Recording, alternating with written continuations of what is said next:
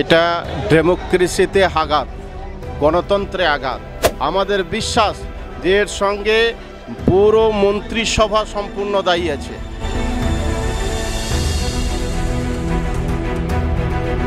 যে এটা স্বাস্থ্যমন্ত্রীর ব্যর্থতা, পুলিশ মন্ত্রীর ব্যর্থতা। লক্ষ্মীর ভাণ্ডার দেন অথচ লক্ষ্মীদের নিরাপত্তার কোনো ব্যবস্থা তিনি ভাবছেন না।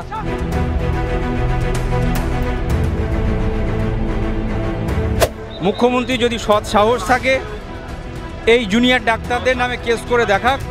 এখানে মুখ্যমন্ত্রীকে পদত্যাগ করতে হবে।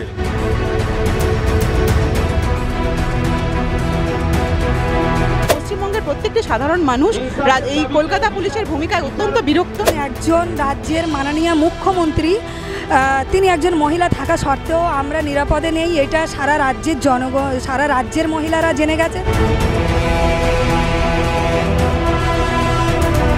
যতক্ষণ না পর্যন্ত সরকারি স্বাস্থ্য না থাকবে, সকলের জন্য বিনামূল্যে স্বাস্থ্য না থাকবে, ততক্ষণ পর্যন্ত স্বাস্থ্যে দুর্নীতি হবেই।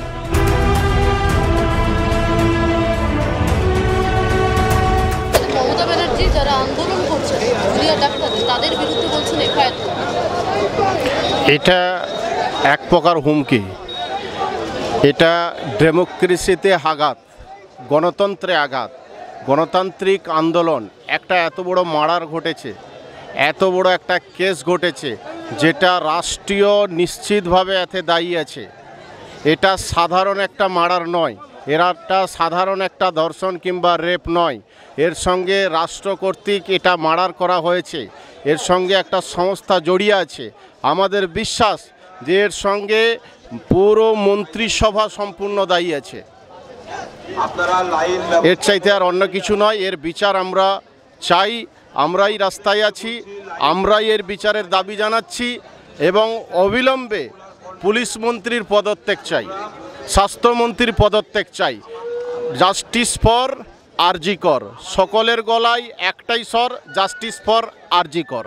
আমাদের মূল দাবি হলো আমাদের যে মৌমিতাদি আরজিকর প্রান্তে তাকে নৃশংসভাবে হত্যা করা হয়েছে, আমরা এটা হত্যাভাবে নিচ্ছি।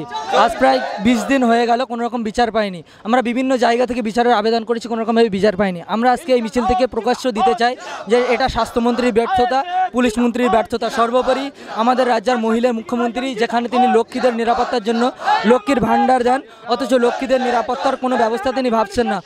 সর্বোপরি তিনি ভাবছেন 10 লক্ষ টাকা করে যিনি নির্যাতিত হয়েছেন তার পরিবারকে দেবেন। আমরা এর ধিক্কার। আমরা ন্যায়ের পথে, সত্যের পথে, বিচার চাওয়ার পক্ষে, জাস্টিসের পক্ষে এগিয়ে যাব। তারপরে দেখা যাবে সামনে ময়দানে কি হয়। আমরা কোনো কাউকে ভয় পাই না, আমরা সত্যের পথে নির্ভীক। ভাইজান আমাদের ভাইজানের আদর্শ। যদি আটটায় তারপরে আমাদের নেতৃত্ব আসে, আমরা সেখানে ডিসিশন করব, তাদের সাথে আলোচনা করব। আলোচনার পরে যেটা হবে আমরা সেটা সমাধান করব। উনি তো এটা তো পূর্ব পরিকল্পিত নয়, উনি আগেও বলেছেন। উনি তো আমাদের আন্দোলন করা শিখিয়েছেন। ধরতে গেলে উনি আন্দোলন থেকেই উঠে এসছেন। আর আন্দোলন রাস্তায়, এটা হচ্ছে সত্যের পথ দেখায়। উনি অন্যায় করে যাবেন যে স্টুডেন্টরা বা সাধারণ মানুষ আন্দোলন করবে না, এটা তো হতে পারে না। রাস্তায় রাস্তার পথ দেখায় এবং বিচার পাওয়ার এটা একটা মাধ্যম। সর্বোপরি আমরা বিচার বিভাগে লড়ছি, কোর্টেও অ্যাপিল করা হয়েছে, কোর্টেও লড়ছে। আমরা রাস্তায় লড়ছি, রাস্তায় ছিলাম, রাস্তায় আছি। যতদিন না পর্যন্ত তিলোত্তমা সুষ্ঠু বিচার পাচ্ছে ততদিন আমরা রাস্তায় থাকবো। দেখেন মুখ্যমন্ত্রীর কি বলছেন, বাংলার মানুষ সেটা দেখছে। মুখ্যমন্ত্রী যদি সৎ সাহস থাকে এই জুনিয়র ডাক্তারদের নামে কেস করে দেখাক, বাংলার মানুষ তার উত্তর দেবে।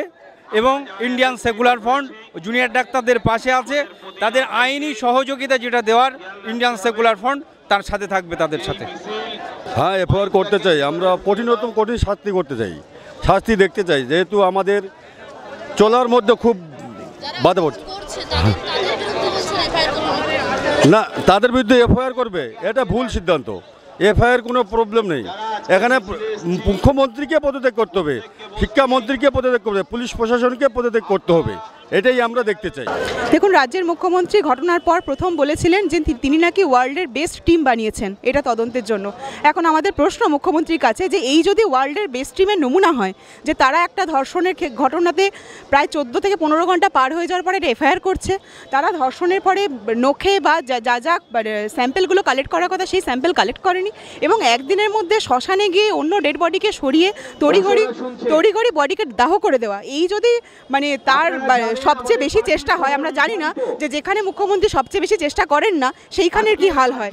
আমরা এটা দিয়ে প্রচণ্ড বিরক্ত। পশ্চিমবঙ্গের প্রত্যেকটি সাধারণ মানুষ এই কলকাতা পুলিশের ভূমিকায় অত্যন্ত বিরক্ত, যেভাবে তদন্ত লোপাট করা হয়েছে। এবং আমরা দেখলাম যে যেখানে ঘটনাস্থল বলে দাবি করা হয়েছে, যেখানে বডি পাওয়া গেছে, সেইখানে যেভাবে সেই মাছের বাজারের মতো ভিড় করা হয়েছে, এটা কি তদন্ত হয়েছে? এটা পরিষ্কার তদন্ত লোপাট করা, তদন্তের যাতে প্রমাণ লোপাট করা যায় সেই জন্য রাজ্য পুলিশ সক্রিয় ছিল। এখন দাবি রাখছি অবশ্যই বিচার বিভাগীয় আগে দ্রুত বিচার হোক, কিন্তু একই সঙ্গে হাসপাতালের যে সিন্ডিকেট রাজ এর আড়ালে রয়েছে সেইটা সামনে আসুক। কিসের বিরুদ্ধে প্রতিবাদ করতে গিয়ে আজকের আরজি করে নির্যাতিতা শহীদ হলেন, কার বিরুদ্ধে কথা বলেছিলেন, কারা তারা, সেই সমস্ত চক্রকে সামনে আনুক, সিবিআই আনুক, আরও দায়িত্বশীল কোনো সংস্থাকে নিয়োগ করা থাকলে সেটা প্রয়োজনে আনুক। আমরা বিচার চাই, আমরা হাসপাতালে সিন্ডিকেট রাজের অবসান চাই।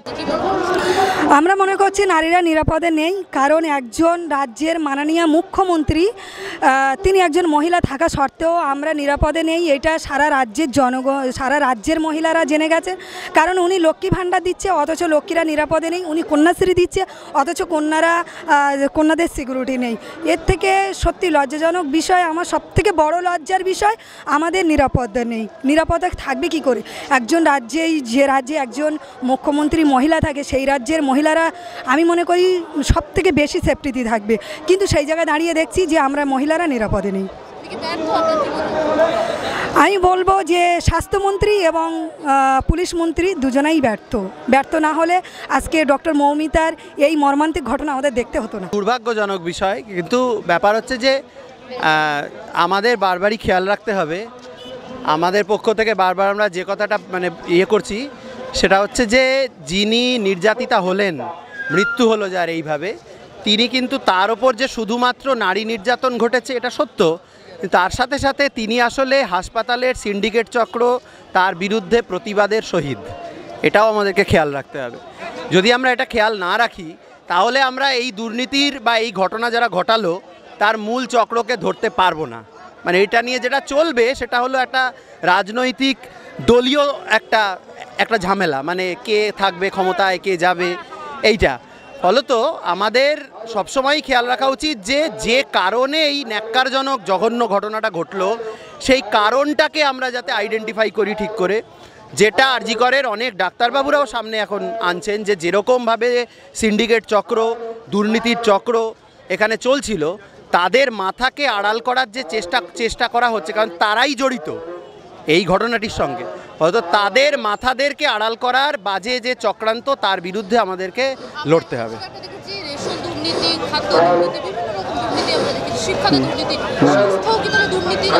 হ্যাঁ, যুক্ত তো। আসলে কি স্বাস্থ্যের বিষয়টা এমন না যে আমরা যখন বাজার কখন কাজ করে, বাজারে যখন আমরা কোনো জিনিস কিনতে যাই, ধরুন ব্যাগ কিনতে গেলাম কি মাছ কিনতে গেলাম, আমরা জেনারেলি ঠকি না, কারণ সেখানে কিনতে গেলে কারণ ব্যাগ সম্পর্কে কোন ব্যাগটা ভালো আর কোনটা খারাপ সেটা দোকানদার যিনি বিক্রি করছেন তিনিও যা জানেন, আমিও তাই জানি, মাছও তাই।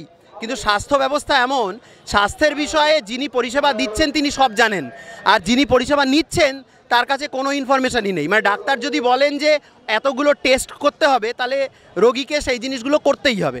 ফলত স্বাস্থ্য ব্যবস্থা কোনোদিনও প্রফিটের জন্য পুঁজি স্বাস্থ্য ব্যবস্থায় কাজ করে না। এমনকি উন্নত পুঁজিবাদী দেশগুলোর দিকে তাকালেও আমরা দেখব যে স্বাস্থ্য, শিক্ষা এইগুলো সরকারি আওতার অধীনে।